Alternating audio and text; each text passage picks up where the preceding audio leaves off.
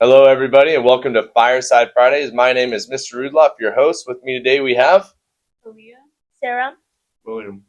All right, so this is the podcast in which we give seniors a voice about current issues that are going on throughout the world. With that being said, our topic this week is going to be obesity, or has been obesity, and we're going to analyze that through this podcast with you guys. So, the burning question that we talked about this week is, why is America so obese? Okay, and so obviously, we looked at a lot of different nuances there, but I'm going to turn that question to you guys.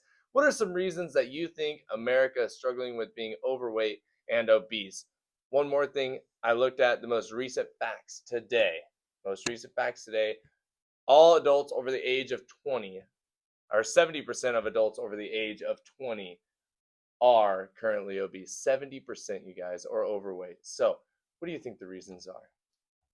One of the main reasons to me is when you think about America, like earlier on, like probably 20 years ago, we grew up in a little bit of it. It used to be running around outside. You stayed out till the street lights came on. You're riding your bike, playing around, playing football. Now everybody's just obsessed with playing their video games. You have e-bikes, electric skateboards. I mean, How it's many of you just guys in here were iPad kids? Raise your hand. There's a few. Okay. There's a few hands up. A few hands up. So that's what you're kind of saying, is that we become so reliant upon these things, right? These yeah. things right here, that maybe that's leading to it. A unique point that you bring about. What else do you guys think? I think that's one of the reasons, but also everyone's growing up. Like it's not only in America where people are on their iPads. Like everywhere in the world is. I think one of the reasons is portions are huge. Like Okay. coming here, every time I've gone to like eat out, I've never finished my meal. Now that I have to take it home. In Spain, anywhere I'd go, I'd finish my meal. So portions are really big, which will make you want to eat more. Fair That's enough. probably one of the reasons. Fair enough. For those of you who don't know, who are watching the show, Sarah is from Spain, and so it can bring about a unique conversation for this. Aliyah, anything to add? I would say like our choices in food, just because some people don't have like the money to buy expensive food, which is like healthier for you or things like that, so they choose a cheaper option. So that obviously leads to Yeah, very good. You know, it's interesting as we evaluated this week, just geographically, what are some things that you noticed about where in the United States are people maybe a little bit more overweight and obese, and where are they perhaps a little bit more fit? So they're more fit in areas that are like typically sunny, have beaches, have outdoor activities. Like one of the lowest ones is Colorado Mm-hmm. because they have their skiing, hiking, going out through the mountains. It's just a lot more exercise than other places throughout the country. The other one is California because you have a bunch of models and influencers who all have this ideal shape, so they go out and maintain it. And there's also a lot healthier options at places like that. Yeah, very good. What are some of the unhealthy places, ladies, if you remember? I remember like it was down in the south. Yeah. A lot of deep fried, I've heard. chicken and all of Mhm. that. Yeah. Very good. Okay. So, lifestyle choices definitely play an impact. How much do you guys think that fast food, and we're going to get into this a little bit later, so I don't want to talk about all of it, and you're good where that's at, Brooklyn. But how much do you guys think that fast food culture is an embodiment of the American dream? You know, the American dream, eat your cheeseburgers and your hot dogs, right? Yeah. And shoot fireworks on the 4th of July. So, how much is that influencing why we see the overweight and obesity in America? I think it definitely influences it a little bit. But then again, most of it is just, you're sitting around. Everywhere you go, there's somebody sitting around not doing anything. Even at work, there's people who, even if they have a job where you're supposed to be moving around, they'll find time to go mess around on their phone, just sit around and not do Well, anything. you bring about a unique idea there, Bill Brasky, with how much of jobs today are just sitting behind a computer versus manual labor from 30 years ago, you know? So I think that's something that we've got to weigh in as well. And I think that's important. Anything else you guys have to add on our initial question? All right, let's go ahead and move into our next question here, which is going to be about the weight loss drug of Ozempic. Ozempic, originally used It's a GLP-1 originally used which is going to influence your hormones, help people with type 2 diabetes, regulate their blood sugar levels, things like that. But it's been misused, maybe. I don't know. We'll see what you guys say. Or been used by individuals to help them lose weight, to curb cravings, things of that nature. So, learning about it this week, what are some things that you think about the drug Ozempic, seeing it on TikTok, all of those things there? What do you guys think? Any drug that you use like more than you're supposed to is gonna be bad. Even Mm-hmm. if it's like something you can like ibuprofen, if you take it every day, it's gonna be bad. I take melatonin every day Hmm. since I was really really young, and there's days that I just forget to take it. I'm wide awake at 1 a.m. My Yeah. body just stopped producing that by itself, Yeah. and it's difficult to stop taking it.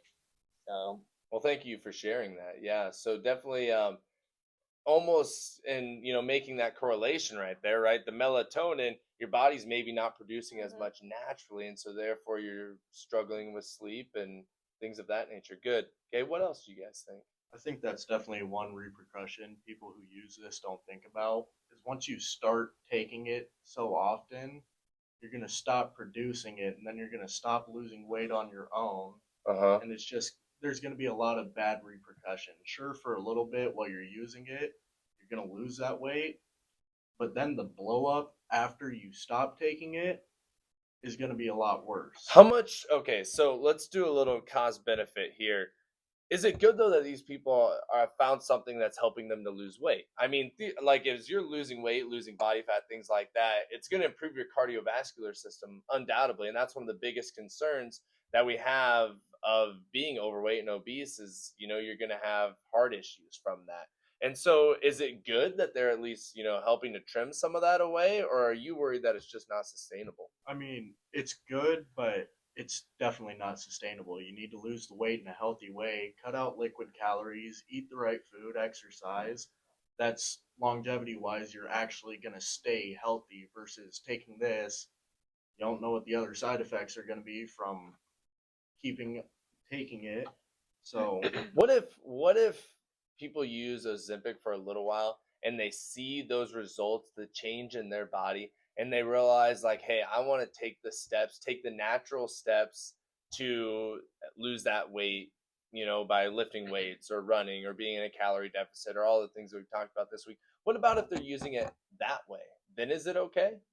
see, then I would be okay with it. You Uh-huh. just can't abuse it and keep taking it because you think that's how you should be healthy and that's how you should lose weight. Yeah. Because that's definitely just not the right way to go about it. if it Gotcha. motivates you to like what he said, just do it in a natural way, start like lifting weights, and you like know you can stop taking it, but you could like could become dangerous pretty quickly. And you could become dependent upon it as well, Uh-huh. perhaps. Does it worry you guys that it's so pushed? I assume a lot of us in here have TikTok, right? Okay, the younger generation. I have TikTok. Although I am still considered in your guys' generation, so I guess I'm still young, right? You Frank, quit looking at me like that. So, um, are you concerned about how much they're pushing for it on social media, how much influencers are pushing on it? Do you think that's negative, or do you think that's okay and they're adults and they can do what they wish? Honestly, I feel like I haven't heard of Ozempic since like recently. Like Okay. I never knew what it was before like this year because like now I see like a whole bunch of people just like talking about it on TikTok or like they're commenting about it and like people are like losing weight fast and Mm-hmm. they like quickly think that it's Ozempic. So it's not like they think that people are going out and exercising and stuff. They automatically think that it's Ozempic. Yeah.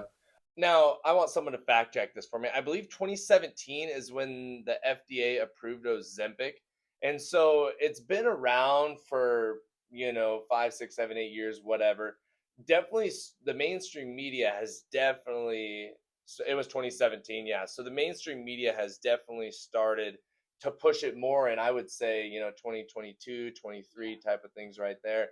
And so it'll be interesting for sure to see you know how that affects people perhaps long term. I mean, I'm sure the FDA has done a good study of that, but it'll be interesting just to see what happens with it, I would say. So with that being said, we're going to switch to our last topic here. which is going to be fast and processed food. Okay, we live in the town of Columbus, Nebraska. Any healthy fast food options for you guys? What's the unhealthiest fast food? Maybe let's start there. What do you guys think? McDonald's or Wendy's is definitely McDonald's, Taco Bell, Burger King. Are there ways to find healthier options at those places? Do you ever look for those ways? I mean, when you go out fast food, most people typically you're looking for a cheeseburger, you're looking for something greasy and Yeah. fatty. You're not Yeah. gonna be looking for like a salad. So most places when you do order like a salad, it's not very good. They give you a side eye when you're going through the window, Yeah. don't they? No, I'm just kidding. I don't know. But so are there any healthy options then in Columbus? I There's mean, healthy options, but do you really want to go there? Not really. If I want something healthy, I'll just eat it at home. Okay, fair. I would say healthier, but they're definitely still not healthy. It's still most of that meat is gonna be processed. You're not gonna get something that's actually good for you and actually like real meat. I see here you guys have a stat that really caught my eye. Almost 60% of the food in America is processed. Yeah. What do you guys think about that stat? That's crazy to me. I mean, it makes sense because it's easier, but that's just insane to think about.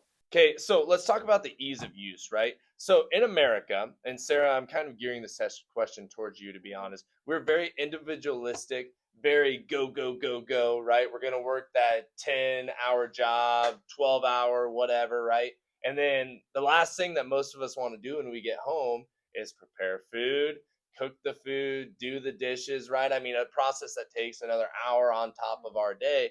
And so that number, well, surprising, it also kind of makes sense. And so, what do you kind of think about that? Does that surprise you? Are things different in Spain?